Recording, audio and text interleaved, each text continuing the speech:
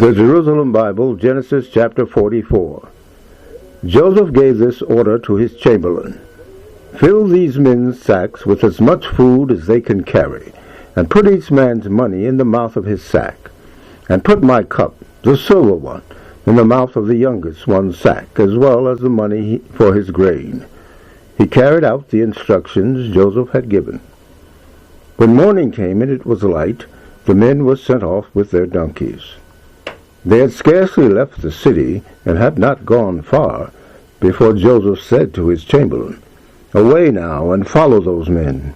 When you catch up with them, say to them, 'Why did you reward good with evil? Is this not the one my Lord uses for drinking and also for reading omens? What you have done is wrong.'" So when he caught up with them, he repeated these words. They asked him, "What does my Lord mean? Your servants would never think of doing such a thing. Look, the money we found in the mouth of our corn sacks we brought back to you from the land of Canaan. Are we likely to have stolen silver or gold from your master's house? Whichever of your servants is found to have it shall die, and we ourselves shall be slaves of my Lord."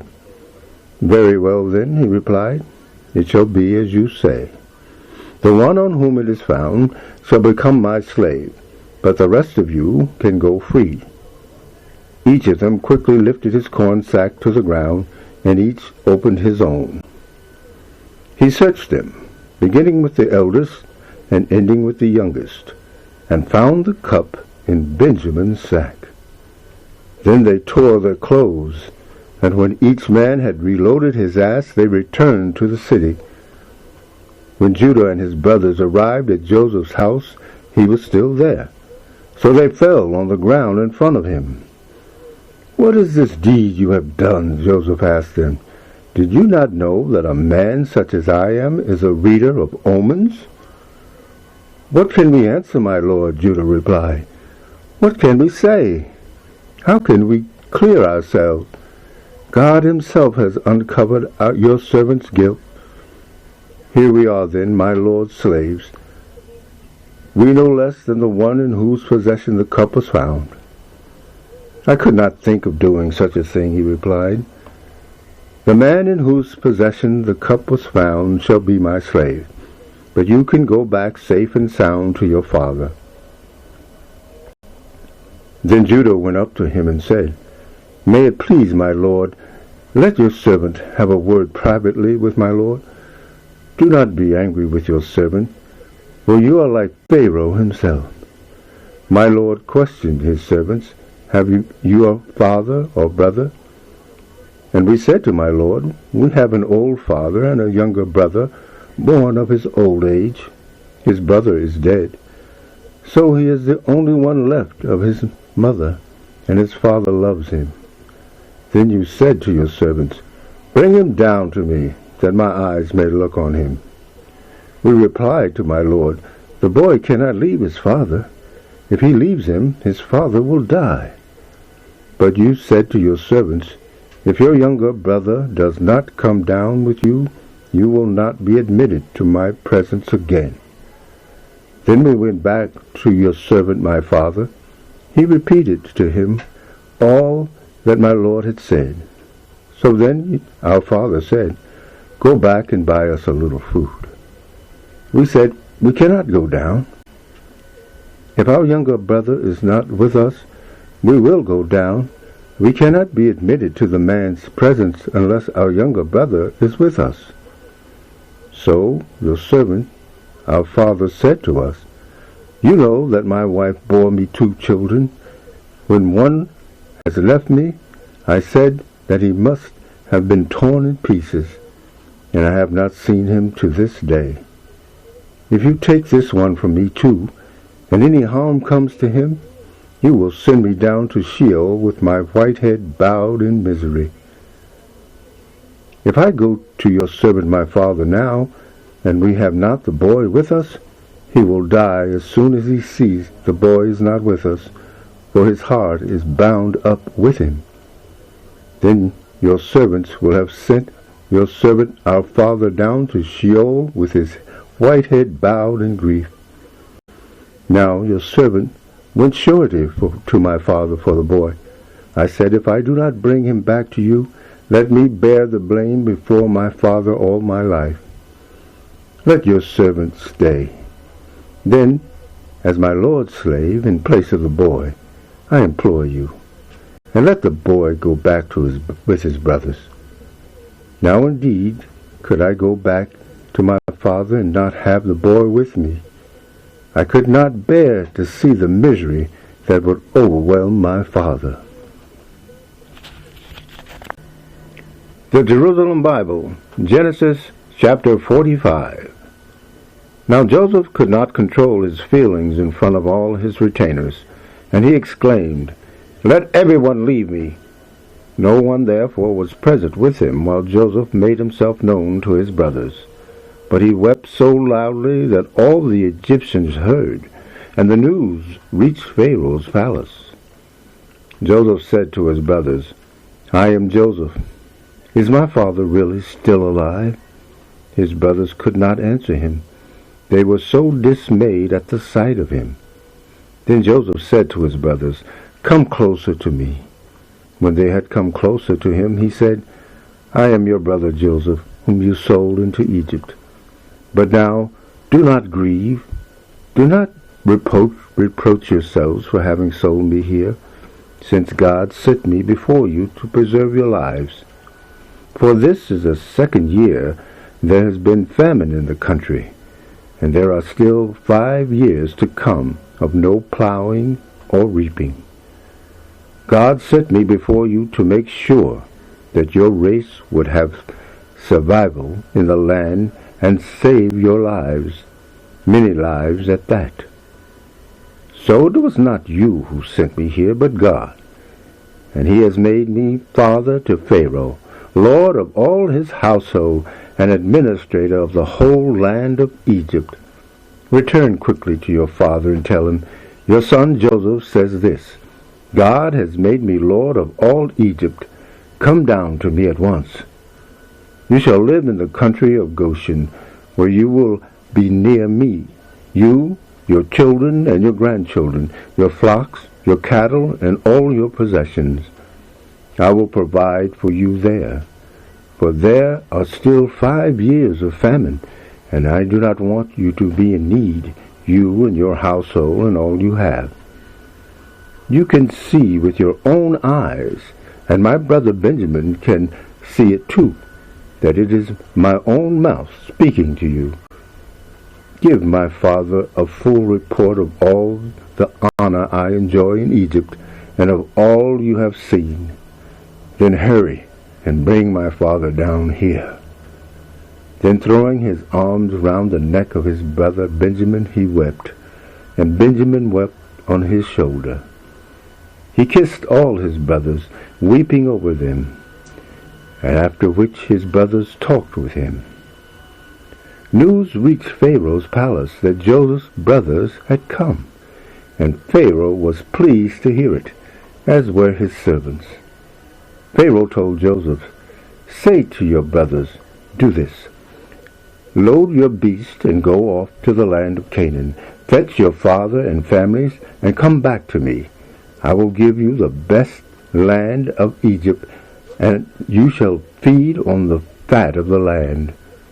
And you, for your part, give them this command. Do this. Take wagons from the land of Egypt for your little ones and your wives. Get your father and come. Never mind about your property, for the best that the land of Egypt offers is yours." Israel's sons did as they were told. Joseph gave them wagons as Pharaoh had ordered, and he gave them provisions for the journey. To each and every one he gave a festal garment, and to Benjamin 300 shekels of silver and 5 festal garments.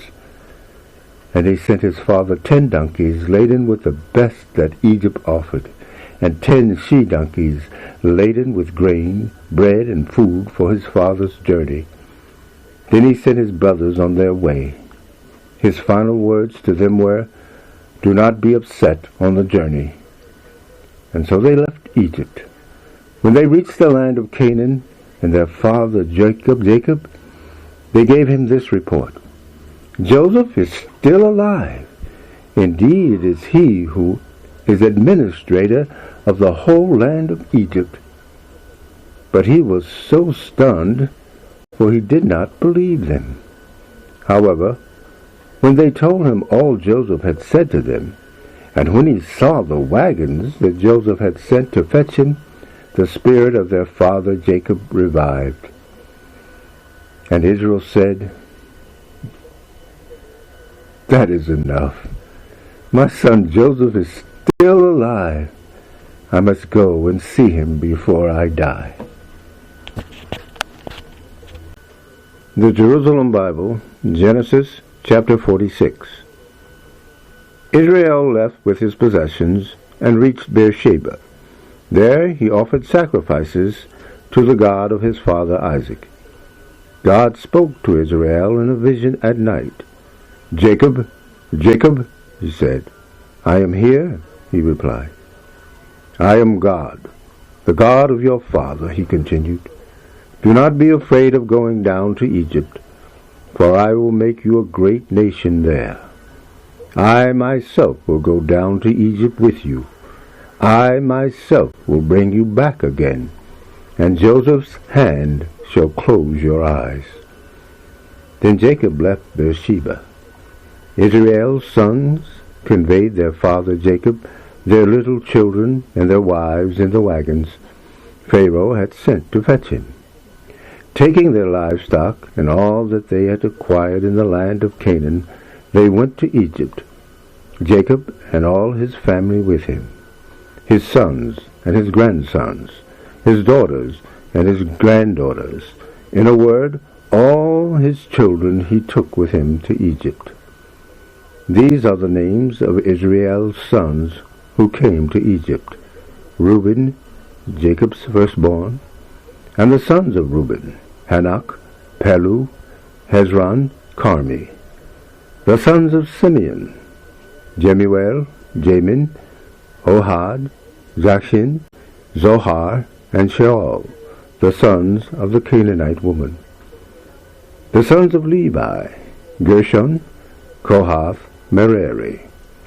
The sons of Judah: Er, Onan, Shelah, Perez, and Zerah, though Er and Onan died in the land of Canaan, and Hezron and Hamul, sons of Perez. The sons of Issachar: Tola, Puvah, Jeshub, and Shimron. The sons of Zebulun: Shired, Elon, Jezreel. These are the sons that Leah had borne to Jacob in Padan-aram, beside his daughter Dinah. In all, his sons and daughters numbered 33. The sons of Gad: Ziphron, Haggai, Shuni, Ezbron, Perai, Arodi, and Areli. The sons of Asher: Emma, Ishva, Ishvi, Beriah, with their sister Sarah. The sons of Beriah: Heber and Machiel. These are the sons of Zilpah, whom Laban gave to his daughter Leah. She bore these to Jacob, 16 persons. The sons of Rachel, wife of Jacob: Joseph and Benjamin. Born to Joseph in Egypt were Manasseh and Ephraim, children of Asenath, the daughter of Potipherah, priest of On. The sons of Benjamin: Bela, Becher, Ashbel, Gera, Naaman, Elbai, Rosh, Mophim, Hophim, and Ard. These are the sons that Rachel bore to Jacob, 14 persons in all. The sons of Dan: Hushim. The sons of Naphtali: Jaziel, Guni, Jezer, and Shelem. These are the sons of Bilhah, whom Laban gave to his daughter Rachel. She bore these to Jacob, 7 persons in all. The people who went to Egypt with Jacob of his own blood, and not counting the wives of Jacob's sons, numbered 66 all told. Joseph's sons born to him in Egypt were 2 in number. The members of the family of Jacob who went to Egypt totaled 70. Israel sent Judah ahead to Joseph, so that the latter might present himself to him in Goshen. When they arrived in the land of Goshen, Joseph had his chariot made ready, and went up to meet his father Israel in Goshen. As soon as he appeared, he threw his arms round his neck, and for a long time wept on his shoulder. Israel said to Joseph, "Now I can die, now that I have seen you again, and seen you are still alive." Then Joseph said to his brothers and his father's family, "I will go up and break the news to Pharaoh. I will tell him, 'My brothers and my father's family who were in the land of Canaan have come to me. The men are shepherds and look after livestock, and they have brought their flocks and cattle and all their possessions.' Thus, when Pharaoh summons you and asks, 'What is your occupation?' you ought to say, 'Ever since our boyhood, your servants have looked after livestock, we and our fathers before us.' And so you will be able to stay in the land of Goshen. For the Egyptians have a horror of all shepherds." The Jerusalem Bible, Ezekiel 37:15 through 28. The word of Yahweh was addressed to me as follows: "Son of man, take a stick and write on it, Judah and those Israelites loyal to him. Take another stick and write on it, Joseph, the wood of Ephraim, and all the house of Israel loyal to him. Join one to the other to make a single piece of wood, a single stick in your hand. And when the members of your nation say, 'Tell us what you mean,' say, 'The Lord Yahweh says this, I am taking the stick of Joseph, now in the hand of Ephraim, and those tribes of Israel loyal to him, and I am going to put the stick of Judah with them. I shall make one stick out of the 2, and I shall hold them as one. Keep the pieces of wood you have written on in your hand, where they can see, and say, 'The Lord Yahweh says this, I am going to take the sons of Israel from the nations where they have gone. I shall gather them together from everywhere, and bring them home to their own soil. I will make them into one nation in my own land, and on the mountains of Israel, and one king is to be king of them all. They will no longer form 2 nations, nor be 2 separate kingdoms. They will any longer defile themselves with their idols and their filthy practices and all their sins. I shall rescue them from all the betrayals they have been guilty of. I shall cleanse them. They shall be my people, and I will be their God. My servant David will reign over them, one shepherd for all. They will follow my observances, respect my laws, and practice them. They will live in the land that I gave my servant Jacob, the land in which your ancestors lived. They will live in it, they, their children, their children's children forever. David my servant is to be their prince forever. I shall make a covenant of peace with them, an eternal covenant with them. I shall resettle them and increase them. I shall settle my sanctuary among them forever. I shall make my home above them. I will be their God, they shall be my people. And the nations shall learn that I am Yahweh, the sanctifier of Israel, when my sanctuary is with them forever." The Jerusalem Bible, Luke 6:9 through 16. Then Jesus said to them, I put it to you, is it against the law on the Sabbath to do good or to do evil, to save life or to destroy it? Then he looked around at them all and said to the man, Stretch out your hand. He did so, and his hand was better. But they were furious and began to discuss the best way of dealing with Jesus. Now it was about this time that he went out into the hills to pray, and he spent the whole night in prayer to God. When day came, he summoned his disciples and picked out 12 of them. He called them apostles: Simon, whom he called Peter, and his brother Andrew, James, John, Philip, Bartholomew, Matthew, Thomas, James, son of Alphaeus, Simon called the Zealot, Judas the son of James, and Judas Iscariot, who became a traitor.